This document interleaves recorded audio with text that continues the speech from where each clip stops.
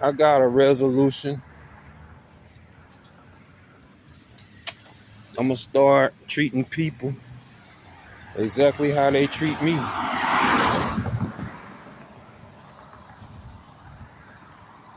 Whether they understand how the way I'm treating them at that time or not. I'm gonna just start treating people like they have always treated me. For as long as I can recall how people have treated me,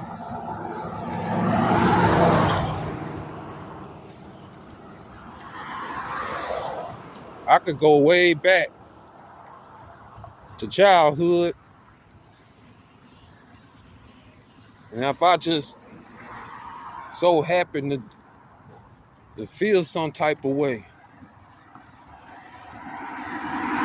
I could just pray to God, say, Lord, strike this earth for my sake with tremendous heat for the next 90 days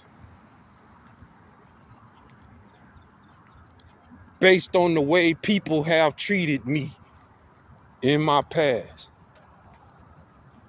And then it seems like the weather just jumps from 80 degrees to almost 115 degrees in less than a week.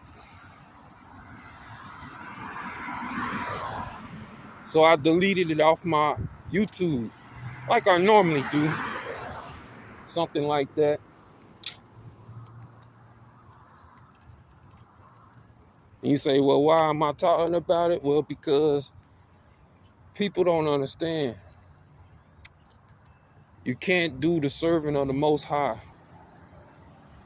just any old kind of way. You're like, well, how do we know who's truly the servant of the Most High God? I'll tell you why. He don't dwell amongst men like that. Set apart, holy. Don't want to be conjugating in your unrighteousness.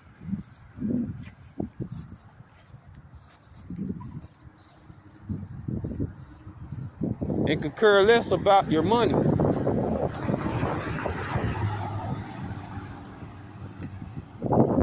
Poor. Oh, shoot, man. A lot of people be like, oh, most pastors got to be rich, like T.D. Jakes, Creflo Dollar, Joel Osteen. Yeah, well, Revelations, the book of Revelation says also, he who is filthy, let him be filthy still. He who is unjust, let him be unjust still. He who is unholy, let him be unholy still. He who is unrighteous, let him be unrighteous still.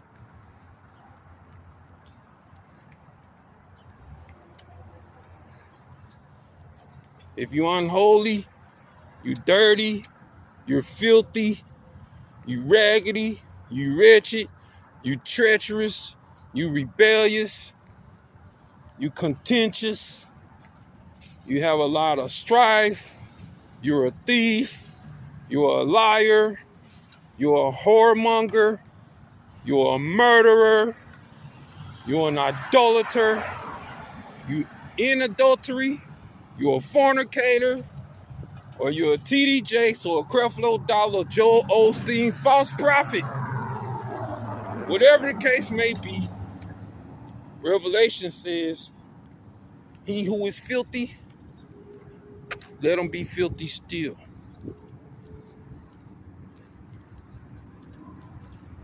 And that's the reason why the servant of the Lord, he said, I sent my servant, Revelations 22:17, to testify these things.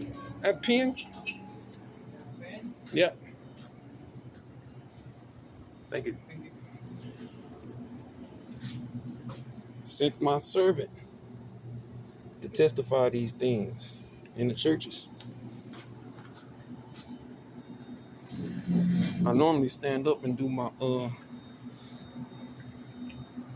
number that I'm going to do, but I'm gonna sit down and do it today. So,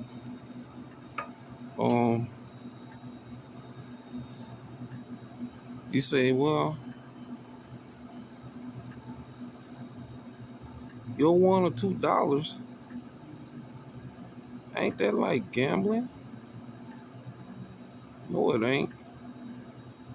You invest how much money in your stock market? Sometimes it falls, sometimes it collapses. Sometimes you look up and you thought you had Bitcoin. Thought you had Bitcoin, and then they took your Bitcoin away. Somebody broke in your Bitcoin or all that. And I don't even like Bitcoin.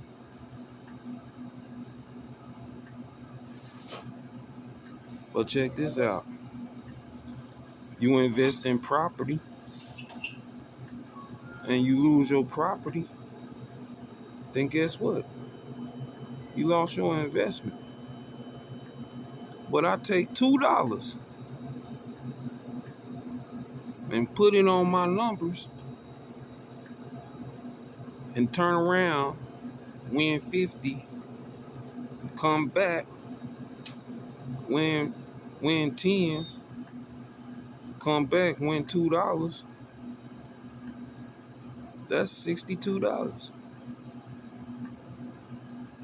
in one day. All right.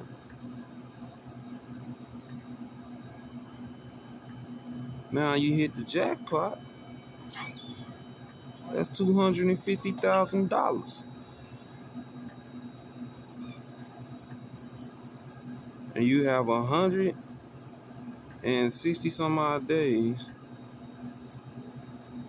to cash in your lottery ticket. Nigga, let me tell you something, man.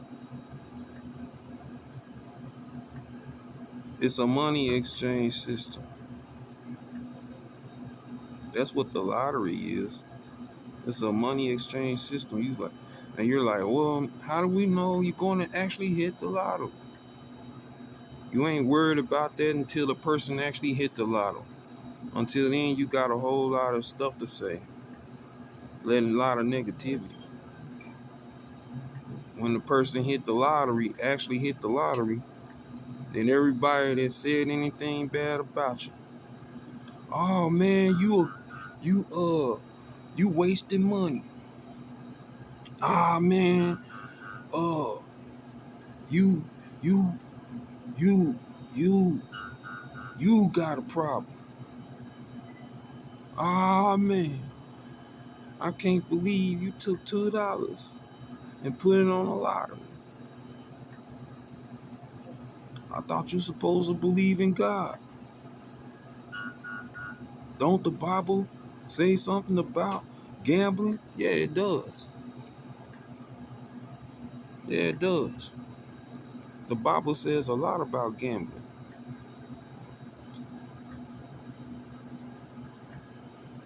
But when you take money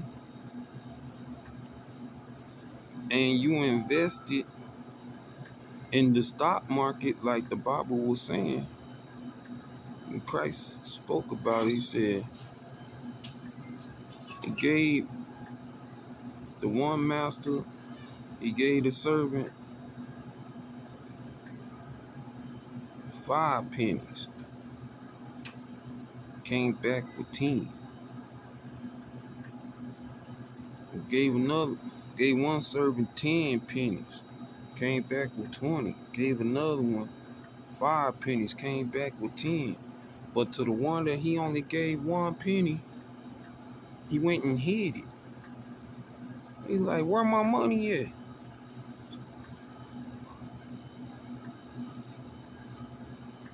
Where my money at? Oh, you know what? I knew you was a hard and unreasonable master. And I was afraid because you reap where you have not sown, and you benefit off of everybody else's labor. So therefore I hid your money in the earth because I was afraid.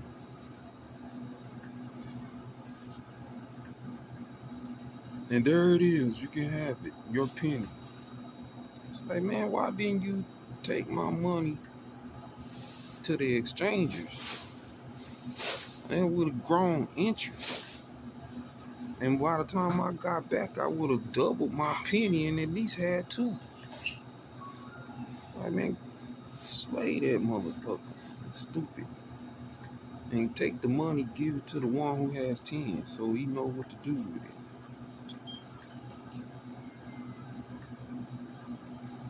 But we understand them same people, man, that criticize you, they talk down on you, and they'll throw God in the situation, all kind of Bible scriptures on how you a sinner and this, that, and the third. I'm like, look, man, I'm Hebrew. I was born Seventh-day Adventist. I was born a Seventh-day Adventist in the Seventh-day Adventist church. There's just certain things that a lot of people don't understand about the Ten Commandments. So it's just, you can't talk to a Seventh-day Adventist like that. We understand that we Hebrew Israelites. Okay. So I'm a Seventh-day Adventist. So I'll say go talk to the Catholic Church about that. Don't talk to me. Don't talk to me about it. Because I know different. I know the truth. I know what it is. The first thing, okay, so then you should keep that same energy. If I win, not if, but when I hit the lotto, you should keep that same energy. Don't come asking me for no cash, no help. Oh, nah, you don't want none of this money that I just won. You don't want none of that. 250,000. Nah, you don't want none. You don't want to be a sinner, do you?